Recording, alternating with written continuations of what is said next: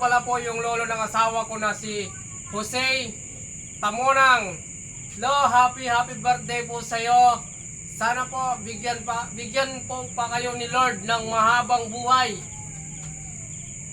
Sana po marami pang birthday dumating sa buhay mo. Lord, Lo, wag kang magalala. Mahal na mahal ka ng Panginoon. Kaya binigyan ka ng ganyang kalakas. Kahit na may edad ka na, malakas ka pa rin. Makisig, matipuno. Dasal lang tayo kay Lord. Bibigyan pa tayo niyang mahabang buhay.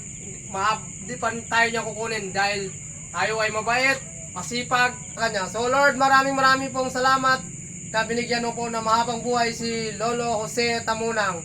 Uulitin ko po, maraming pong salamat sa nagbati kay Lolo Jose Tamunang. Lo, happy birthday sa'yo! Sana po masaya ka sa birthday mo kahit tayo nangangalakal lang tayo. Hindi naman tayo tulad ng iba na may maraming problema na dumarating pero sa atin, simple lang. Diba? Yan si Lord, tayo pinapabayaan kahit na may nagigiliman tayong kalakal. So, ulitin ko po, maraming salamat sa